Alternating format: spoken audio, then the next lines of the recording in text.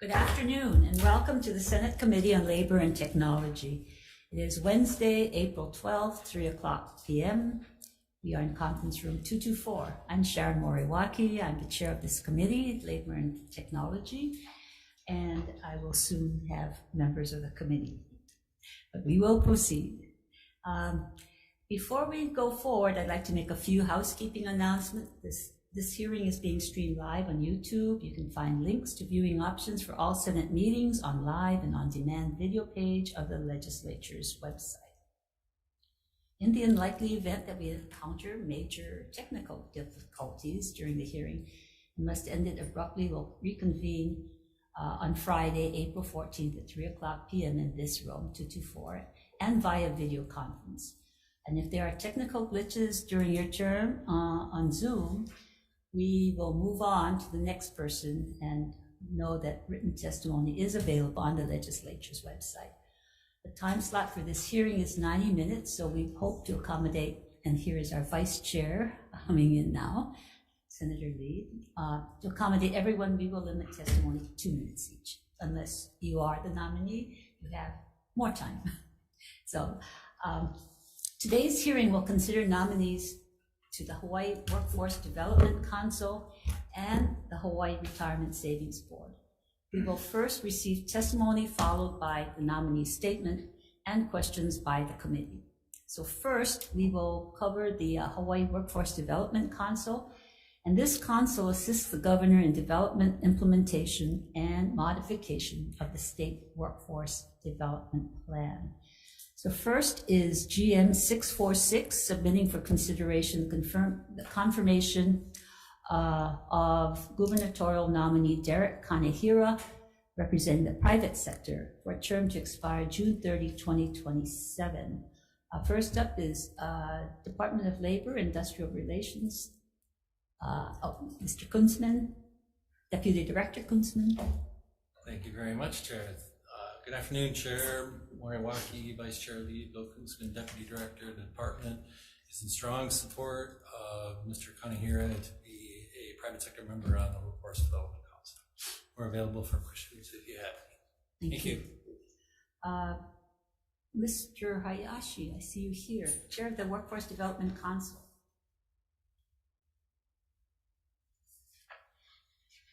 Good afternoon, Chair Moriwaki, Vice Chair Lee, members of the committee on the television. Thank you for accommodating us this afternoon. I'm going to stand on the testimony that we submitted for all 7 members, but we apologize several, I think there are 4 who couldn't attend today, but they all expressed definite interest in serving on the council. So if you take that into consideration, and we request your indulgence in confirming all 7 of them, as they all want to serve. So thank you much, and we stand on that testimony. Thank you. Is there anyone else here or on Zoom testifying for Mr. Kanehira? Okay, so we have Stana Abelira on Optimize HR, Valerie Davidson, UHA Health Insurance, and Chris Benjamin, Alexander and Baldwin, all in support, and we have 17 individuals in support. Is Mr. Kanehira here? Oh, please come forward.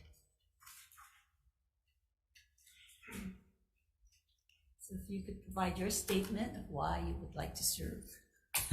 All right. Well, good afternoon, Chair Moriwaki, Vice Chair Lee, and members of the committee. As stated, my name is Derek Kanehira. I'm currently Head of Human Resources for Alexander and Baldwin, and I'm honored to be here in front of you this afternoon. I believe you've been provided with my resume and my interest statement. So for sake of time, I thought I'd maybe just kind of highlight some of the key areas of my background. I've been in the field of HR for a little more than 3 decades.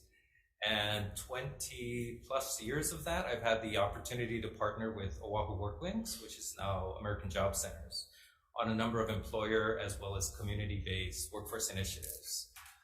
For the last 5 years, I've been a member of both the Workforce Development Employer Engagement Committee, the State of Hawaii's Prepaid Healthcare Council.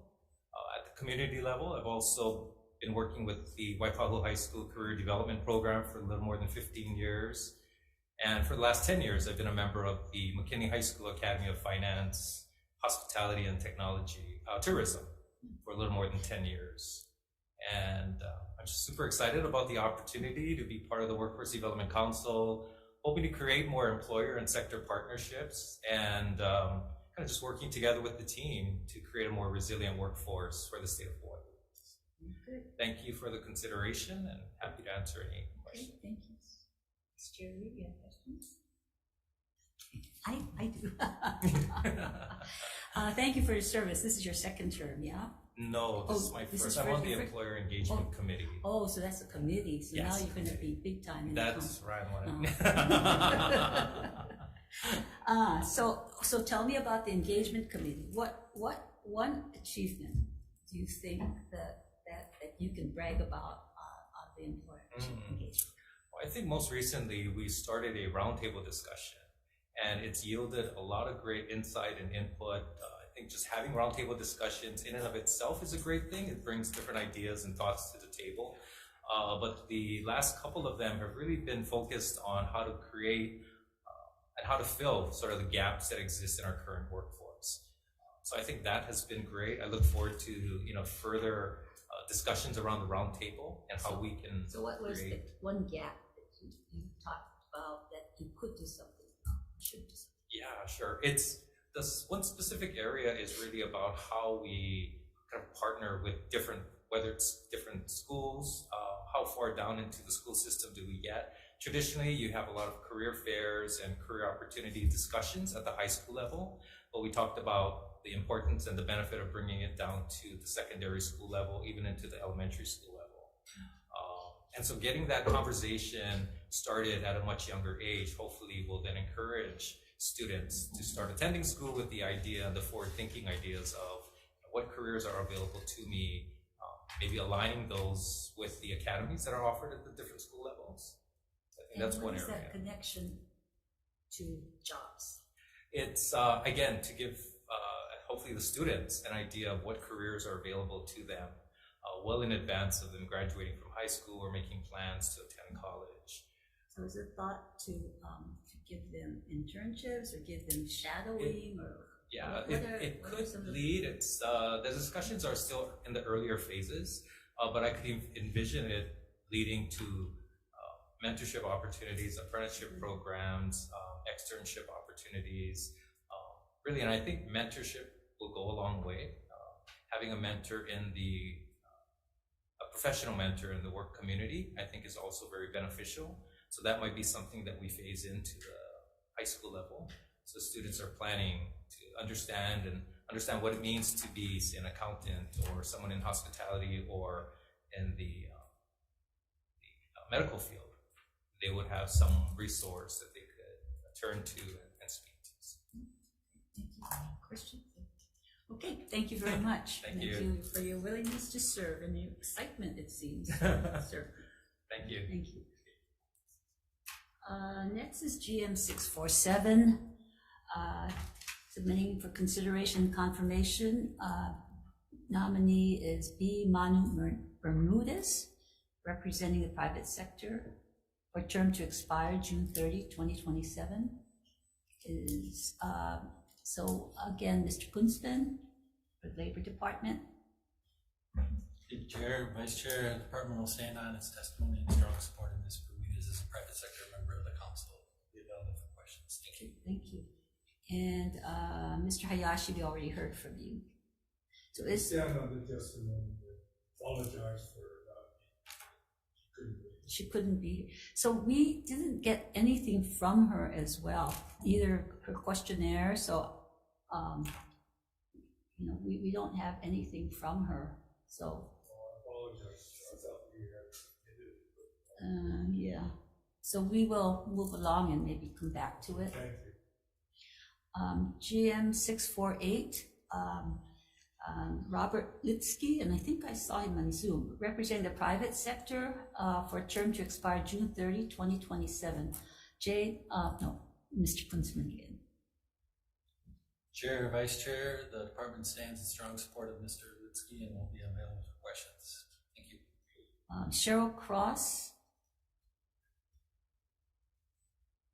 In support. Aloha, Chair, Vice Chair, staff. Thank you so much, and thank you for asking good questions. I am the incoming committee chair for the Employer Engagement Committee for the Workforce Development Council. I'm a proud councilwoman. I'm also an independent business owner in Hawaii with my own LLC. For the last 6 years, I've had an opportunity to work directly with Bob Litsky. At some point, I was an employer, but now I am an independent contractor.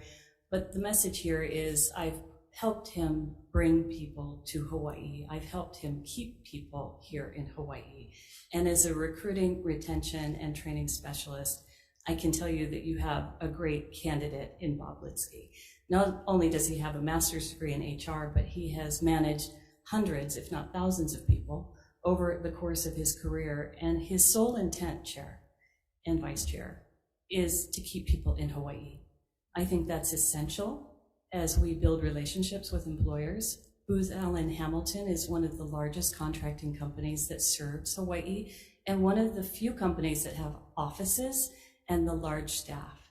So again, I think it's a great honor that he's being considered, and I would like you to seriously ask me questions because I could just talk about him for about the next hour, and I know these people want to get in line.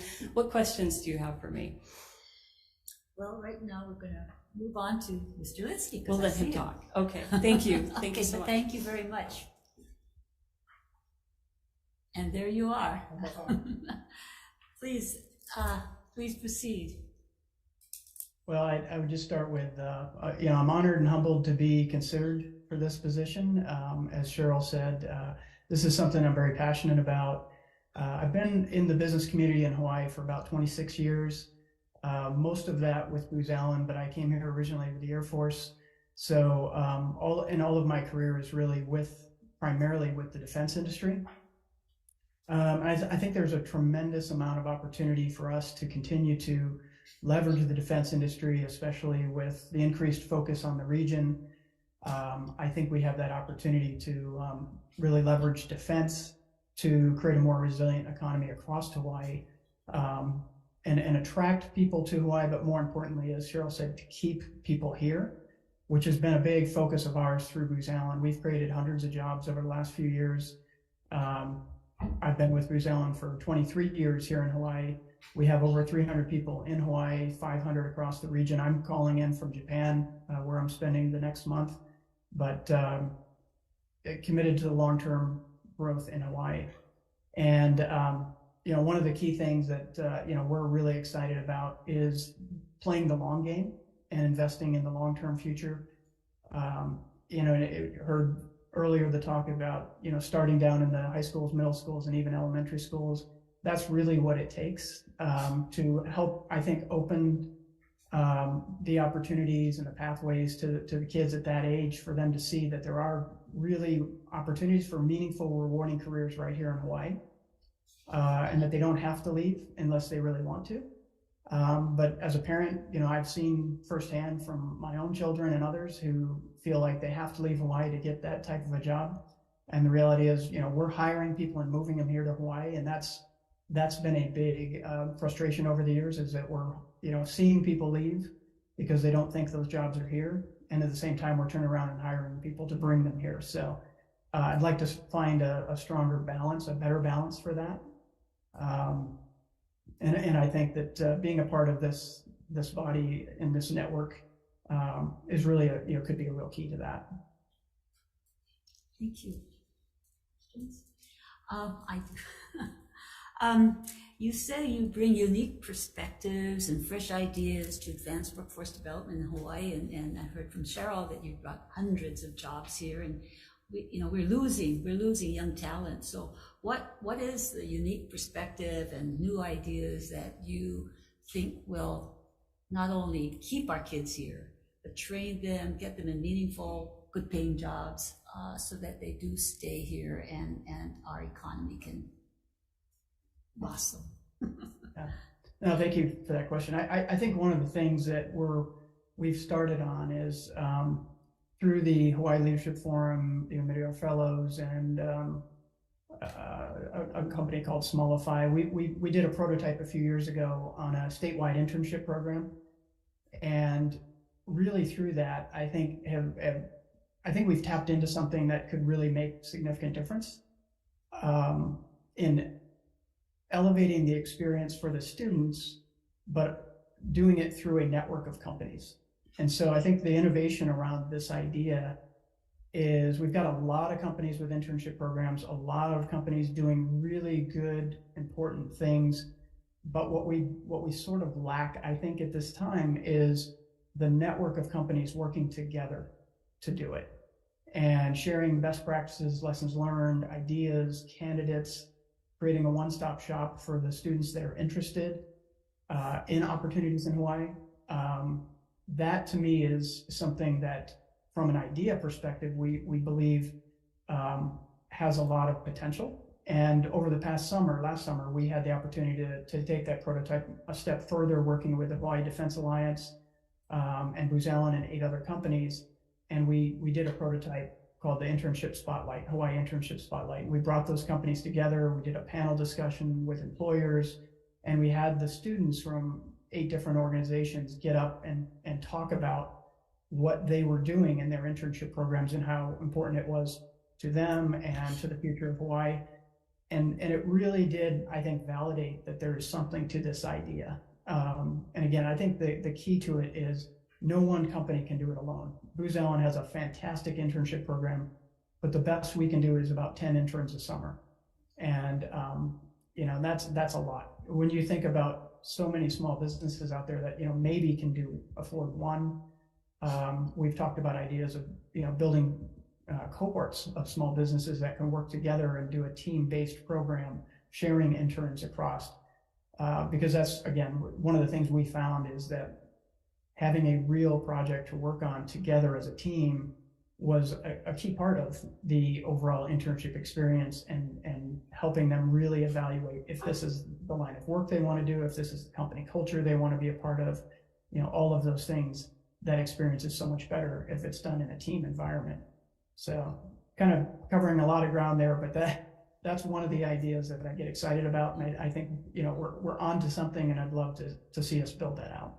So your program was just for the summer. So what do you see in terms of the long haul, in terms of they're having the experience and moving on into internships for real and moving into jobs, and what do you see as that trajectory? Yeah, well, I think that it's a life cycle, and starting down in the schools, helping them understand that these jobs are here, seeing the pathway, understanding that they need to take certain courses in order to be able to be eligible to participate in these internships, and really more importantly, to take these jobs. And we hire about 95% of the people we bring through our internship programs. And again, part of it is just through that increasing the overall visibility of the opportunities here in Hawaii to keep more people here. But yeah, the whole goal of an internship program is to hire them. And, I think that's one of those best practices. We're not doing internships for the sake of keeping kids busy over the summer. We're doing it to hire them. And I would say one of the most rewarding things I've seen in my career here is we've met some of our current employees when they were in middle school through First Robotics. Then they came to us through our own Summer Games internship program. We've since hired them. They're very effective young employees now who are now giving back and supporting our internship programs. And to me, that full circle has been extremely rewarding.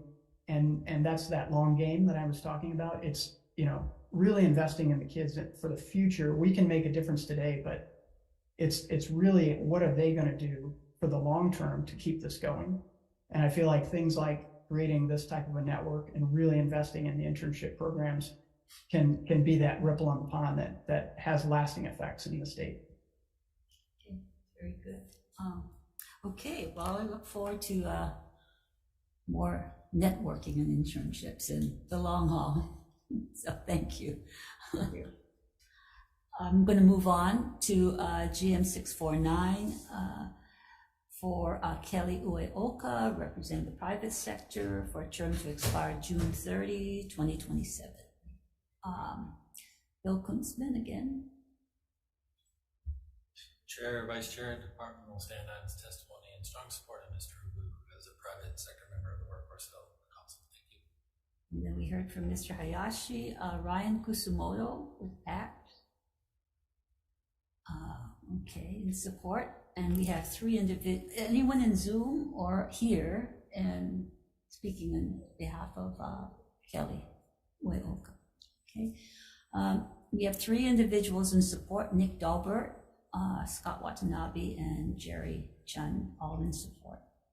Is Mr. Ueoka in the room or on Zoom? He's unavailable, Chair. Oh, okay. He's on the trip. Okay. We did get his questionnaire, so we have his response. Thank you. GM 650 is Dion Dizon for the term to expire June 30, 2027. Mr. Kunzman again.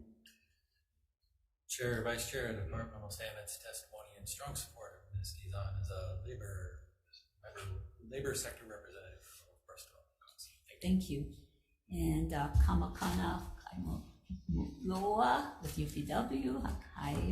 Hello, Chair, Vice Chair, Kamakana Kaimuloa, Government Affairs Manager, UPW. You have a written testimony in strong support of Sister Dion. I just want to say that, I've been with UPW since September. And for much of that time, I've had the privilege to work alongside Dion in her capacity as the director for the state AFL-CIO's Committee on Political Education. And it is rare, I've been in maybe 24 or so meetings with her, and it's rare for her not to ask a question about workforce development and what the needs of our affiliates as well as other labor unions are, not just now, but moving into the future. And if she wasn't a fantastic human being, those questions would be borderline irritating because she asks them so much. But she does a great job at representing our brothers and sisters in the labor community, and we just ask you to please support our confirmation. We have Mr. Hayashi, we already heard, the Workforce Development Council in support. We also have written testimony from Pride at Work, Hawaii Laborers and Employers Cooperative and Education Trust, HGEA, Hawaii Ports Marine Council, Island Realtors, and the Center for Labor Education and Research, all in support. And three individuals, all in support. So is Ms. Dizon here? Oh, please come forward. Just turn and look at it. Well, Chair, Vice Chair, and members of the committee that we may not see here. Dion Dizon, and I appreciate your consideration of my nomination to the Workforce Development Council. I'm a proud graduate of the Hawaii public school system, and my passion for workers really comes from my own life adventure, from my first job at Makaha Valley Country Club, and on to college and the Air National Guard, and coming back and professional licensing and back to college. And I really believe firmly that early and clear communication of career pathways really will lend itself to intentional workforce development that really fulfills the workforce needs in Hawaii. And so with that, I lean into my discomfort and I'm open for questions. Thank you. Okay, you talk about this intentional workforce and economic development. Can you explain that? Because that's an interesting concept. Intentional workforce, it really goes back to our nominee that just spoke, because first, employers need to be able to parse out the jobs that they have. They need to anticipate their workforce needs, and then they need to know what it takes to get into that occupation. And once they know that, they can communicate that down into the education systems, educational institutions. And with that, college and career counselors, teachers, educators are able to actually put kids on the path, interested kids, on the path, whether it's entry level or all the way up to living wage jobs, which is really what we need. And so that really is the work of the council in terms of being aware, being on the lookout for emerging economies, things that can be further developed, things that are already there that just needs a little fanning of that flame. And I think that's what I'm talking about, intentional. It's like kind of knowing what's there and building upon it and communicating it out. So on the console, when you bring all of your great experience and intentionality, how do you see yourself adding to the console and how it moves its direction? How do I see myself adding to it? Actually speaking up when there's an opportunity to, actually provide input. Because being around that table and not actually sharing my voice is no use to anybody. And so just, it's actually sharing when I have that opportunity to speak and stepping into, actually taking action on those things. And so it's not just something that we're talking about, but being about to actually elevate, jobs that are living wage jobs and pathways into those occupations. And so when we have our Union Career Pathways Expo, the participants are given the instruction to really be prepared to share, what it takes to get to work in an occupation in their, in their career field, in their field. And you've been on a couple of committees on the council already. I finished out a term.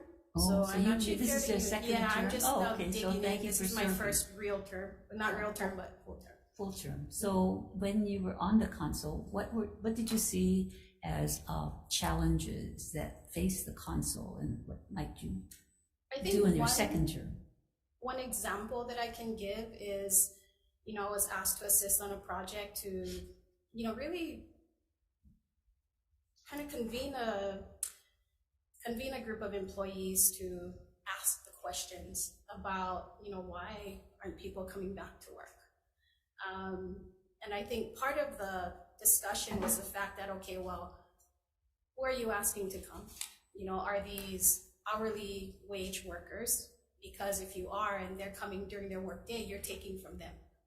You're taking from their pockets. And what is it that you want to know? Is it a one question or one meeting kind of thing where you put some food and have a conversation? Or because if you really want to know, it's more than a one meeting kind of thing that's going to be needed.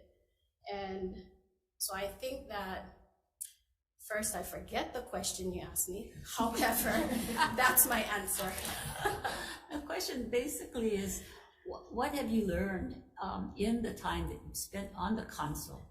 And what do you see as a challenge that you might want to address? Yeah, so I think it's that perspective, like from the worker's perspective, because sometimes when you're coming from the job provider versus the job seeker, the considerations are a bit different. And so having, like I said, my own life adventures, non-linear path to where I am, I think it lends itself to the discussion, personally and professionally. Okay, and just one thing that kind of interested me is, I don't know, I guess this is in one of your other hats, but it's the Marine Career Pathways Expo. And you created jobs and connections, and so how might that experience of that expo be brought to the council? So Chair Hayashi actually did come to that expo because that actually happened early. And that really, it was going through that process of talking, it's the maritime, the maritime unions. And so anything that happens out on the water, any of these watercrafts, any of these ships, there's about maybe 6 or so different unions, different members that make up the workforce on each one. And so what they had to do, we went through this process of, okay, licensed, unlicensed, deck, engine, like I said, parsing it out. How do we get there? And some of these don't even require, that you graduate from high school. The employer might require it, but you just need this specialized training. And so what does a training look like? What path will you be on if you do this or that? And I think that it was that experience of actually going through, because when you're in the work, they don't even have the time to tell you what's going on. But if we wanted to do a career pathways, a maritime career pathways expo, they had to parse out, okay, what are the minimum qualifications? They already know that, so they had, are you maritime worker? That was a checklist we came up with. And it was already, if you're a felon, you probably can't do it. So there are different things that's going to take you out of the game. And so asking these questions that Kamakana described as borderline irritating if I wasn't a good human, it's those types of questions to know what does it take to do what you do? And can you communicate it down to someone that can actually, okay, and today I think that today's younger workers, having grown up in a more technology and things very much gamified, they understand leveling up. And so if you can make it as clear as that, they know what it's going to take to level up in that career or in that job. And so when you get as clear as that, clear and early communication, then I think youth are able to take advantage of that when it's timely, when they're still making choices about what academy they want to go into, what courses they want to take. So that's the connection that I see and how it's So you going to see be that translatable to any other field. Absolutely. Okay, well, thank you. Thank you. Okay, we're going to move on to GM 651, the nominee Carla Kurokawa for term to expire on June 30, 2026. Mr. Kunsun. Chair, Vice Chair, the department will stand on its testimony in strong support of Ms. Kurokawa as a labor representative from a Native Hawaiian serving organization. Thank you. Thank you. And Mr. Hayashi, we have you in support. And Miriam Winona Whitman from Alulike in support. Anyone else here or on Zoom? Okay, is that Ms. Kurokawa? Please, your statement. Thank you very much. My name is Carla Kurokawa, and I'm the Employment and Training Manager with Alulike, residing on the Big Island. I am interested in serving on the Workforce Development Council and would consider it an honor to be considered to serve. I currently manage Alulike's employment and training program on the Big Island, as well as on the island of Hawai'i. Our program is a Workforce Innovation and Opportunity Act program, WIOA, for the Indian and Native American programs through the Department of Labor. I've also established working relationships with the American Job Centers on both islands. I welcome the opportunity to contribute to make a difference in our workforce system and the partners involved by perhaps addressing any concerns of those seeking opportunities, access Hawaii's workforce. While we have a program that serves both youth and adult, I have found it a special passion to focus on the youth program. But then again, it is important as well to get the adults who are interested focused on careers and also become gainfully employed. Thank you. Okay.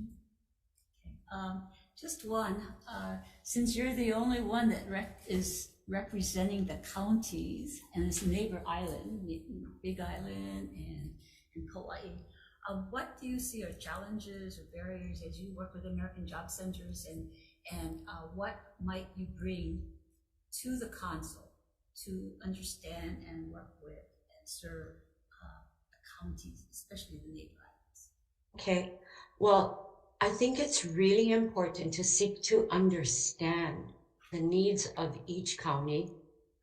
And I believe I would have a responsibility to assure that, what we plan or any initiatives we see, right, that it aligns with the county and the community needs, and to work toward eliminating barriers that may exist in getting services to those who most need them. And I believe that by establishing communication and good working relationships with the American Job Centers and the service providers who are there, that together, we really can help each other. That is where the job seekers go. The American Job Centers and the staff that are there, they truly are the eyes and the ears of the community. They see the youth, they see the adults, and I believe by opening communication and trying to understand what it is they need and how, if at all, we can help to fill in the gaps and how we can be a support to them. Okay, thank you. Thank you. Thank you. We will move on to GM 667, Shelley Ihori, for a term to expire June 30, 2027. Mr. Kunzman. Chair, Vice Chair, the department will stand on its testimony in strong support of Ms. Hibori as a private sector member representative for the council. Thank you. And Mr. Hayashi, we heard from the Workforce Development Council in support. Ms. Ihori sends a request. She couldn't attend today, so we understand that she has business to attend to. So we did receive her statement, though, and so we will see that she is accommodated. So thank you very much. We're going to move on to the next set of nominees, which is with the Hawaii Retirement Savings Board. This is a new board to develop and implement a state facilitated payroll deduction savings plan for the private sector employee without an employer-sponsored retirement plan. And so we have 5 voting member nominees representing expertise in savings plans and retirement, small business, employers, employees, and retirees. So the first up is GM 655, Karen Yasukawa, representing employers in terms of retirement savings for a term to expire June 30, 2025. Mr. Kunz. Thank you, Chair and Vice Chair, and thank you for noting that this is a new board chair, and we're very excited about it, and we're very excited about the quality and caliber of candidates that have volunteered to do this. So we stand on strong support of Ms. Yasukawa and all the other members. Thank you, and if you have any questions, yeah. Thank you. And for AARP, Audrey, please come up.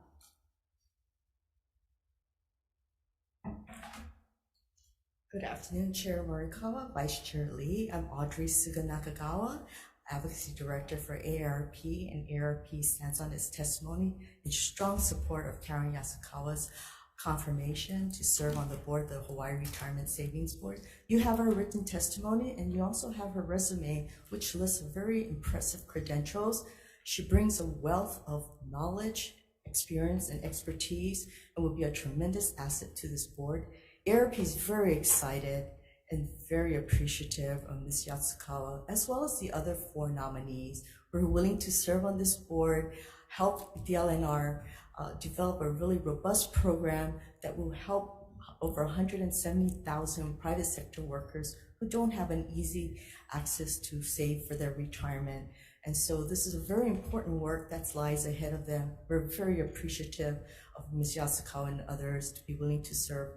And so thank you very much for the opportunity to testify in strong support of her confirmation. Thank you.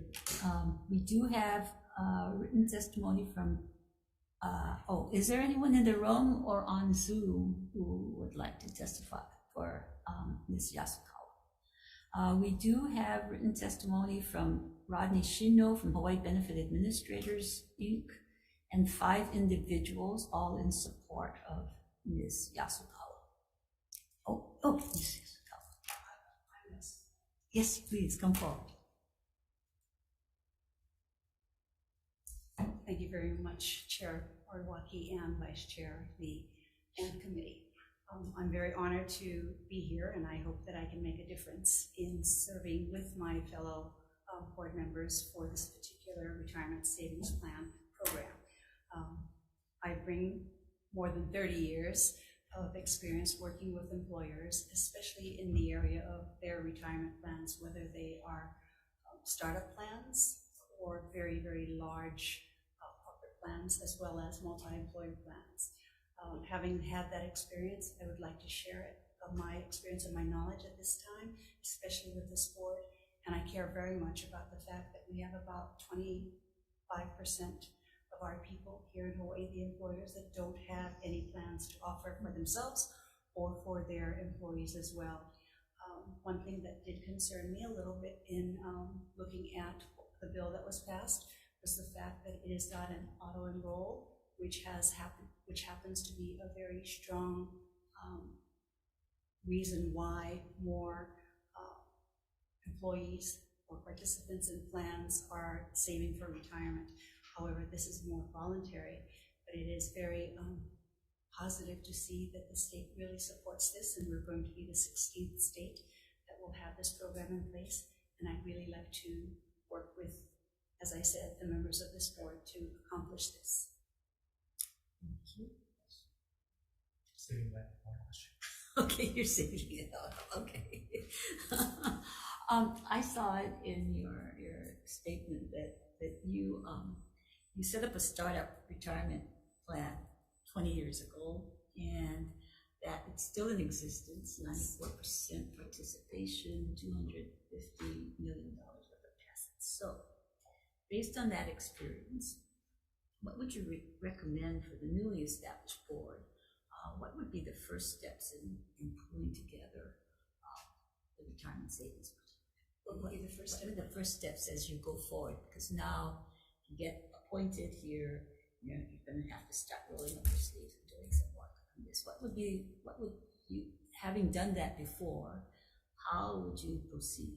I think with this particular plan, one of the key elements here is who we hire to work with us on this plan, because we need that person very, very much to be in tune with what the law, the regulation is, as well as how we go forward in implementing the plan and setting up the process. We need that person.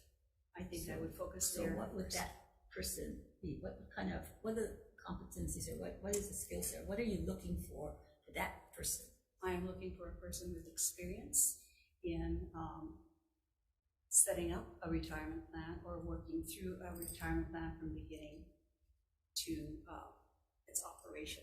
I would look for at least 10 years of experience in working specifically with retirement plans and employee benefits. And this would probably be a person that has human resources background.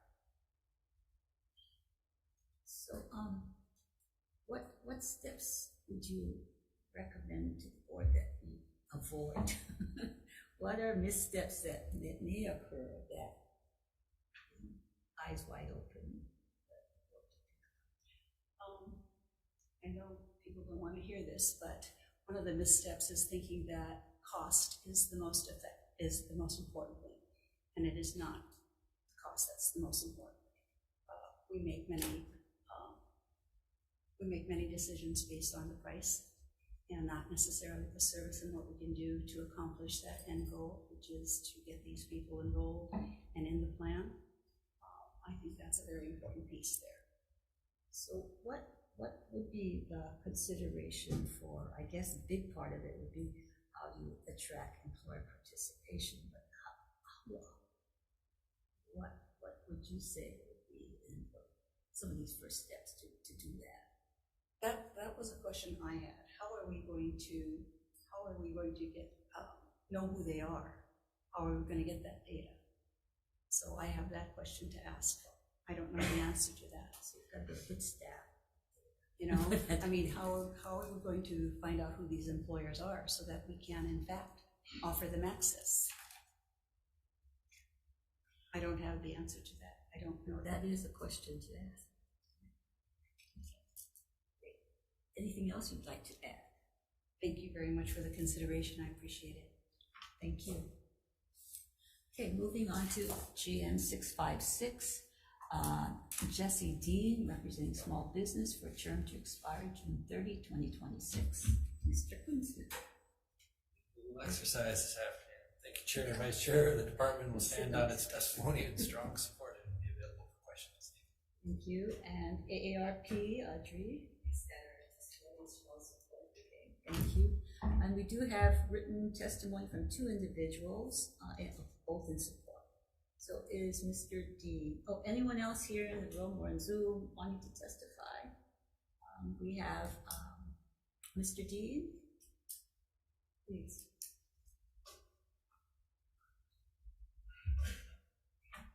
Aloha Chair Moriwaki and Vice Chair Lee. I'm Jesse Dean. I go by Keolomai Kalani, my Hawaiian name.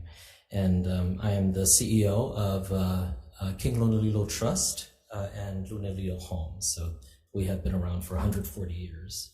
And I am very excited to serve on this board. As CEO of the Lunalilo Trust, we actually do have a 401k program, and we struggle to get participation by our employees. Our employees are by and large CNAs and NAs, nurse aides, and it's a challenge. So I'm excited by this program because it's very much needed, because we also, our clients we serve are on the other end of the spectrum as those in retirement, and so we get to also see firsthand the challenges they face in providing for their health care and their residential care needs. So this is a badly needed program.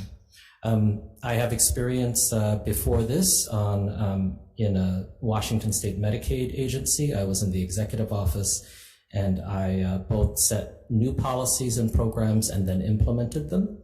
And before that, I practiced for nearly 10 years in corporate law. And so corporate governance is something that's near and dear to my heart. And that's a key role that this board will play. And then finally, before that, I also practiced in audit, both financial and compliance audit, working for KPMG and American Savings Bank. So I also, believe that oversight involves understanding the finances. So while I agree with my colleague that cost is not the most important factor, it is something that we, need to be mindful of to make sure that we're using the state's limited resources most effectively. That's good to hear. Thank you. So if you look at the governance structure and also the financial structure, what might be some questions that you'd ask on the front end for proceeding as you develop this program?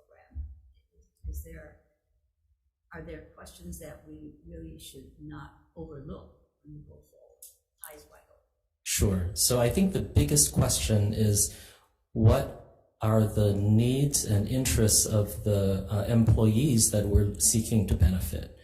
And then the next question is, how do we support those employers, the covered employers, to then get to those employees? And that is, that's a lot of research that we will need to do to try to understand those needs specifically, and then make sure the communications materials and all of the supporting materials that our program provides is targeting those needs. So it kind of leads into the question I had reading your responses, is that you said that it's important for the board to consider making the program easy to administer for employers, easy to understand for employees. Can you kind of give an idea of what you should be looking for to do that? Because I think that's the crux of how you get participation from both sides. Yes, so the key is to make sure that the program is easily understood. And, retirement is for many people 40 years down the line. And so if it's complicated, then they will just not engage. So it's incumbent upon us as the board to make sure that those materials that we develop are easy to understand, and also to make sure that the program itself is not complicated to administer. So for example, the forms need to be designed in ways that are easy to complete and quick to complete. And they need to be focus grouped accordingly so that everything is easy. Not to get into the weeds, but you know, if you look at the plan and it's a Roth plan, then in fact it's kind of easier than getting into a real retirement. Yes, but you know, you have the Roth pre-tax, post-tax Roths. You know, just automatically like that turns people off who aren't in the industry. So the key is to really make it simple. Yeah. Okay, thank you. Okay, Thank you. Okay, GM 657, our gubernatorial nominee, Brian Taniguchi, representing the retirees. A term to expire June 30, 2024. Mr. Kunz. Chair, Vice Chair, the department will stand on its testimony in strong support of Mr. Taniguchi as a representative of retirees in the Hawaii Retirement Savings Board. And available for questions, or maybe we'll just defer to the candidate in this case. And ARP, Audrey. Thank you. We have two individuals, both in support, and so another Taniguchi. A retiree Taniguchi. I'm feeling special because I know his name.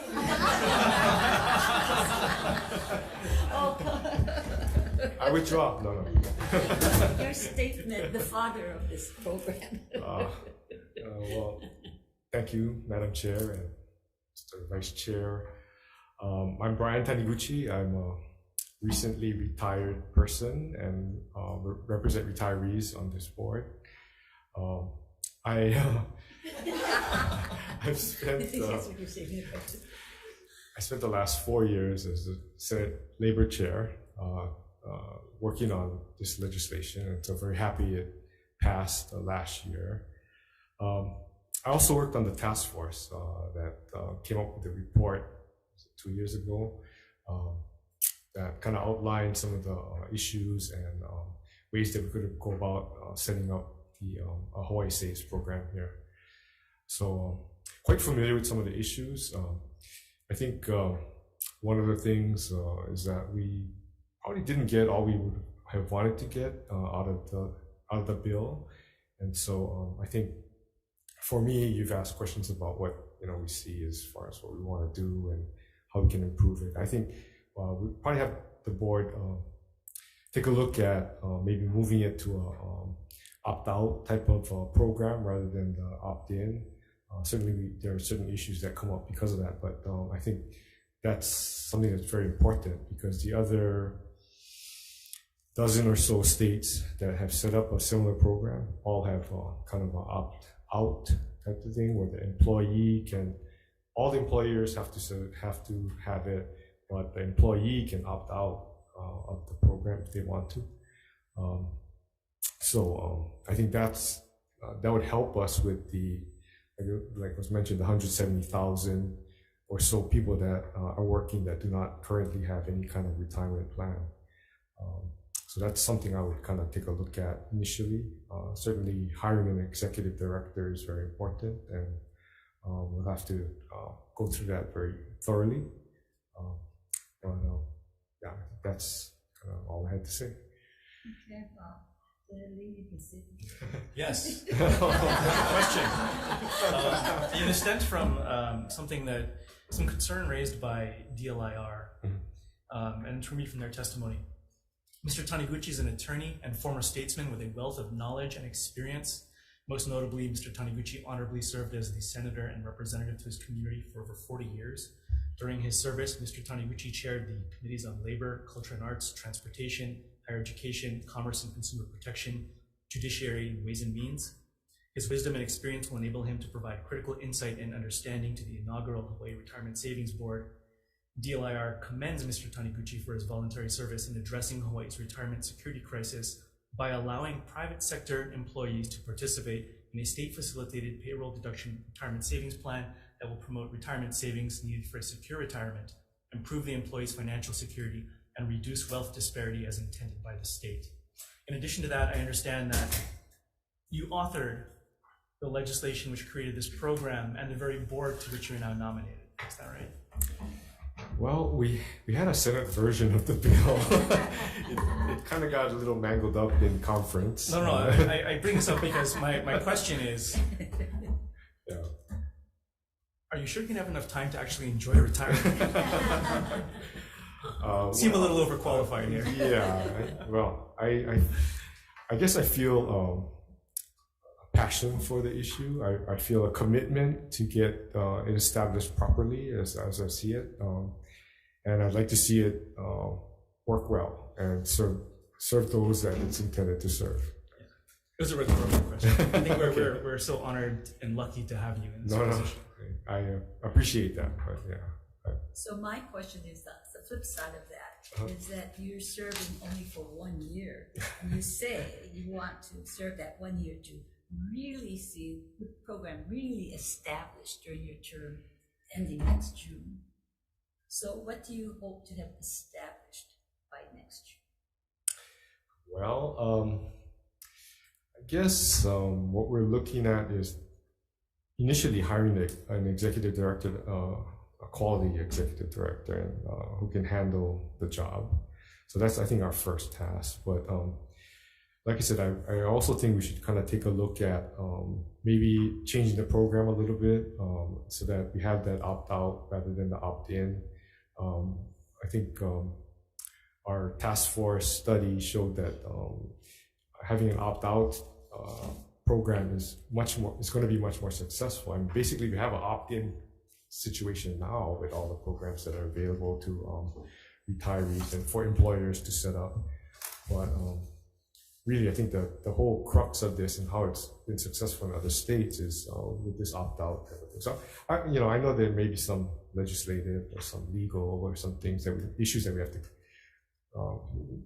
that will be hurdles. But I think we should at least take a good look at that and maybe come back next session and come back and talk to you about that, how we can change it so it's better serves the people. So I guess in terms of what Senator Lee has asked you of using your time, what if you haven't completed all that you think you should complete? Are you willing to serve an extra term?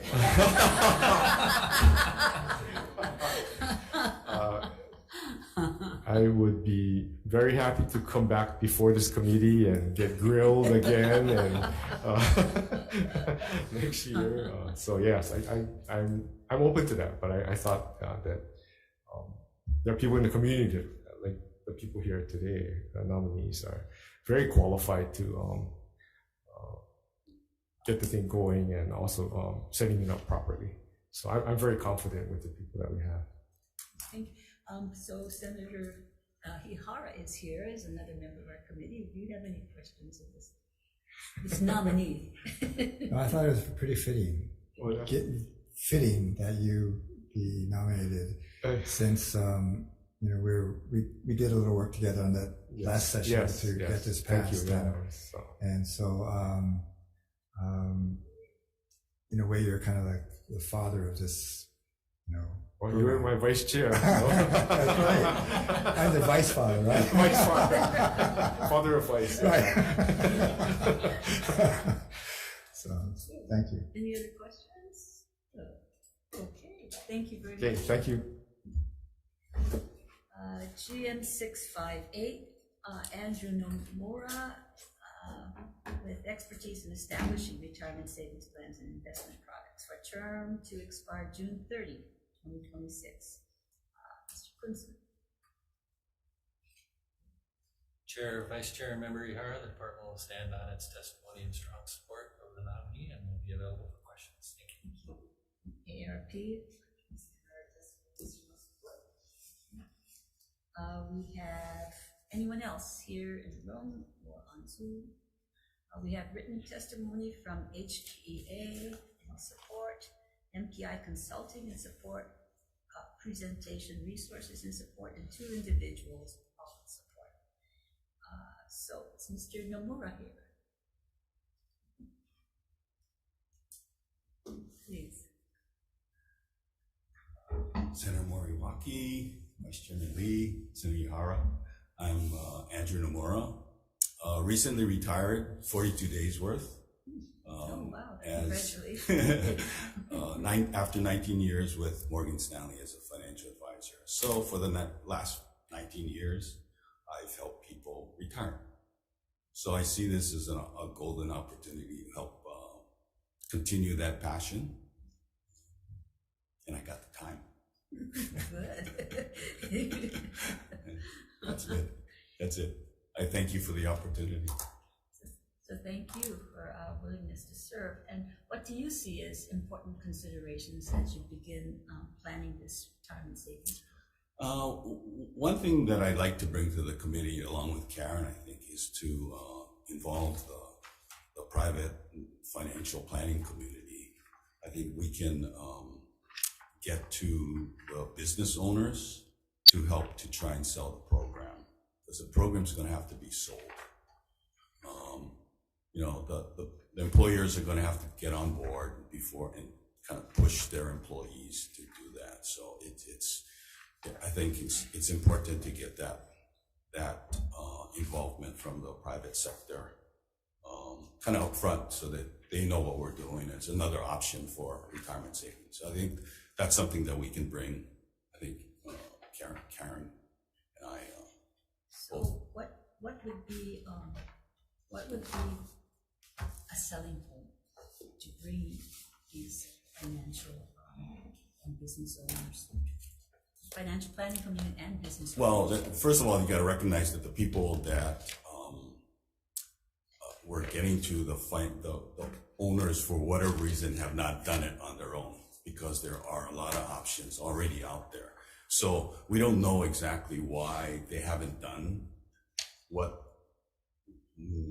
most people have done. So one of the advantages of the state program is the $500 state contribution. So that's with any of the programs that are out there, it's the free money aspect that will encourage employees to jump in, right? If they, whatever the matching is, that having that as a carrot is going to be the thing that's going to be selling this thing. I mean, that's really the You see bottom the line. employees as getting their employers to up. Well, the thing is that I think the measure of success at the end of the day, you need to look at if we start the program and employers on their own engage their employees outside of the program, I think that's a success. Because at the end of the day, what you want is you want more of the population to be covered. So it's getting to the business owner first of all, and this is just another option for the business owner. I mean, again, if the business owner doesn't want to do it on their own, then this is another opportunity. So as Senator Taniguchi said, we want it to be an opt-out program, but you still need to get the business owners first before Right. opt-in. Right. So I'm not sure how we get to the business. I mean, again, I think the financial planning community brokers in the state have access to the employers. They may not have access to the employees, but they have access to the employers. So I think that's a critical sort of key that we can market. So anyway. Okay, we look forward to that. Okay. Any other questions? Okay, thank you. Okay, thank you. Next is GM 659, Barbara Krieg. I'm representing employees in terms of retirement savings for a term to expire June 30, 2025. Again, Aikinsman. Chair, Vice Chair, Member Ihara, the department will stand on testimony in strong support of Ms. Krieg as an employee representative on the Hawaii Savings Retirement Program Board. Thank you. ARP. Thank you. Do we have anyone else in the room or on Zoom? We have 10 individuals, all in support. So we will move on to the nominee, Ms. Creek.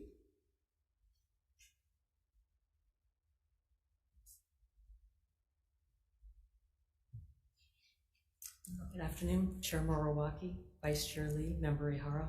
I'm Barbara Krieg, and I am very honored to have been nominated for this board position. This is an amazing program. It's a really important program that I think is going to make a big difference to so many individuals in our community.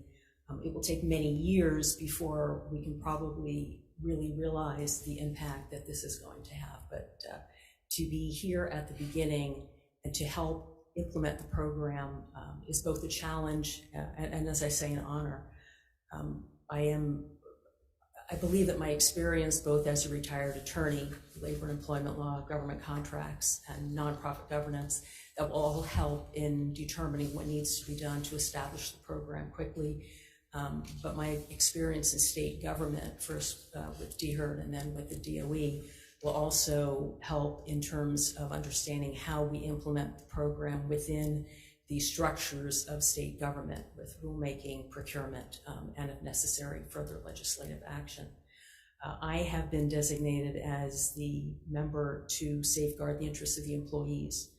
And in order to do that, I rely on my experience very much with the deferred compensation plan, in which it was our responsibility to make sure that all of the services were being provided to the employees, that all of the investment options were appropriate and safe, that we offered the appropriate, sufficient options, that the communications to the employees were adequate and effective, and that those are also responsibilities that I can oversee while on the Board of Trustees of the Hawaii Retirement Savings Program Board. I can also say from personal experience that during the 20 years that I worked for employers who did not offer a work-based retirement savings program, during those years, I didn't save for retirement. It wasn't until I was almost 40 years old that I went to work for an employer who had a 401k plan and started saving under that plan. I'm very happy that I'm now retired and able to retire. I have both Social Security and the state pension, but had I not saved through my employer programs, I would not be here today. I would still be working. It takes more than Social Security, and it takes even more than that, multiple plans in order to afford a retirement today. So I'm happy to do what I can to bring as many people as possible closer to the goal of a retirement when they want to retire, and to allow them to retire in a manner that is what they desire. Thank you. Questions? Question. So you're on the Executive Council of the AARP? Yes, I am. Now, is that the corporate side or is that the nonprofit side, or is it? Oh, that's the nonprofit side. It's Okay. the service side here in Hawaii. Okay. So, because I usually ask questions about not conflict of interest, but here it may be a confluence of interest where ARP and others could, I'm not sure, I missed the first few members, but if in getting broad community support to bolster and promote the program, do you see how ARP might be involved? So AARP is the reason that I'm sitting here today. I was approached about 1.5 years ago by Kaylee Lopez, the state director, to serve on the executive council of AARP. One reason she told me that she'd asked me to serve on the council was because of this program, and knowing she knew my experience on the deferred compensation plan and knew my background. So AARP has been key in terms of obviously the support of the plan, the support of the task force that surfaced a lot of information that was helpful in setting up the program and that will continue to be helpful moving forward. AARP has already proven instrumental in terms of compiling information and identifying sources of information and support. Audrey, who has been already to a conference where she met the leaders of the programs in all of the other states, and they have been sharing their information in terms of what it takes to set up a program, lessons learned. So I anticipate that the AARP connection is actually going to be key to all of us on the board and to the program as we implement it. Does AARP corporate side have any financial interest in, would it participate as a corporate entity? Not at all. I'm not even familiar with AARP's corporate side. I would maybe, if you could check on that, I will check on that. because if I'm not sure, I don't recall the details about, well, it'd be private. I guess the council would select the investment. I don't know how that would go. The executive council that I serve on is the state executive council. So we serve as an advisory board to the state director. Okay, so it's Hawaii. It's Hawaii. Okay, correct. I didn't see that. Didn't have Hawaii on there. So it's not the national. Okay. So, yeah, but if you could just be aware, because even the perception. So I guess the question is, would ARP corporate side have any? Would they be receiving any of the investment that, because I guess you have to park the money and put it somewhere. Same question with Morgan Stanley. Right. So the answer to that is no. And also, just remember, we'll be going through the procurement process for whatever the investment options ultimately may be. But yeah. So I guess for any of the members, they would recuse themselves if, like even the Morgan Stanley, my wife retired from, he's getting financial benefit out of that. Depends on the retirement package, because my wife just retired from Morgan Stanley herself. So it depends on the time. So I just want to have it not be perceived as any kind of a nefarious kind of a, which I'm sure it's not, knowing you folks, but other people may. There are, I think we have a few conspiracy theorists around here. So I would just, if you can get past them, then you'll be fine. Understood. Okay. Thank you. So again, with your background in state administration and standing up new programs, what do you see as major first steps to get to where we want to go, say, getting pretty much established by next year? So in addition to hiring an executive director, which certainly is a priority, we as a board will have to decide how to approach filling in whatever the contractors may be. And by that, I mean, we could go out and independently contract for all of the services, the administration, the data gathering and analysis, the investment options eventually, but we also have the opportunity potentially to partner with another state. That is one of the approaches that I believe what Colorado and New Mexico are taking. And how would that work? That's part of what we would research, but from what we understand, the benefit to that, unclear yet, and hopefully a deputy AG will be assigned to us to advise the board. Unclear to me whether we have the same procurement process issues or whether there's a different process when you have another state's governmental entity. But we would then have the economies of scale. We don't have, from what we hear, a sufficient population here in Hawaii, especially with an opt-in rather than an opt-out, to make our plan necessarily attractive to the companies that are specializing in these areas. So it's to our benefit to at least explore the opportunity to see whether we could add on and then use the same administrator, same investment options with an already established plan in another state. Again, as has been mentioned, we have to look at whether or not we believe there should be, are there desired legislative changes, opt-in, opt-out, there may be others. At some point, we will need to do rulemaking. Again, we'll see at what point that needs to come into play. So all of those are the operational, foundational pieces to put in place in order to get the program up and going. Is there any interest or curiosity in Congress about a potential national kind of availability of national through other? I know that there have been things like the Secure Act, those sorts of federal programs, not the same thing. What we're really, as I understand it, what we're targeting is the employers who have no program now, no work-based retirement savings program. And I think the Congress is looking more to making it easier for employers who have those programs. I could be wrong on that, but that's my understanding of it. Okay, thank you. Thank you. Okay.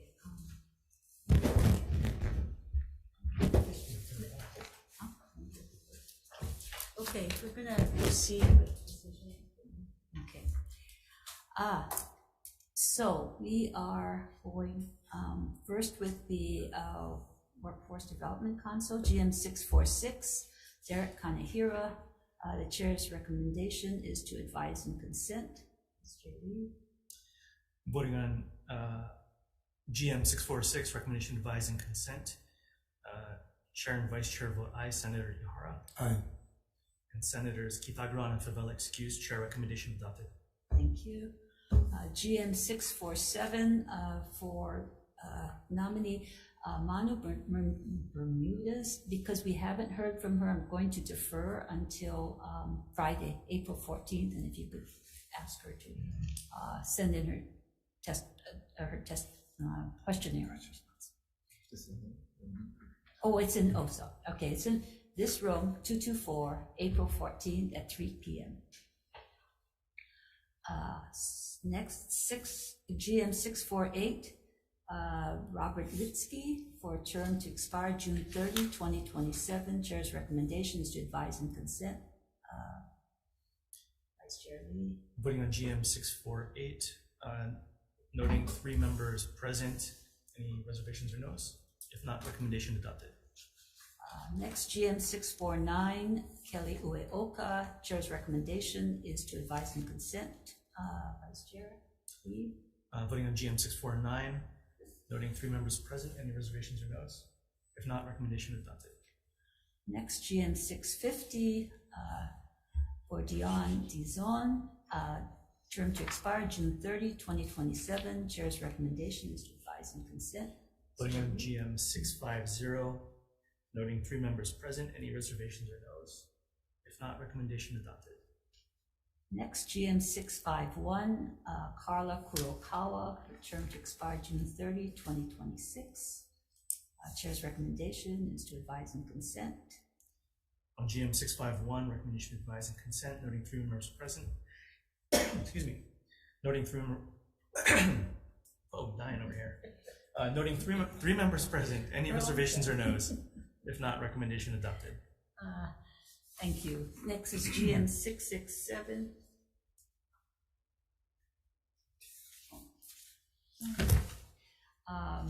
Chair's recommendation on Shelley Ihori, term to expire June 30, 2027. Chair's recommendation is to advise and consent. On GM 667, recommendation to advise and consent, noting 3 members present. Any reservations or no's? If not, recommendation adopted. Okay, so for the next round, since everybody is going to be advise and consent, it's GM 655, Karen Yasukawa, for term to expire June 30, 2025. GM 656, Jesse Dean, term to expire June 30, 2026. GM 657, Ryan Taniguchi, for a term to expire June 30, 2024. GM 658, Andrew Nomura, for a term to expire June 30, 2026, and Barbara Krieg for a term to expire June 30, 2025. Chair's recommendation is to advise and consent on all these wonderful candidates. Okay, voting on GMs 655, 656, 657, 658, and 659.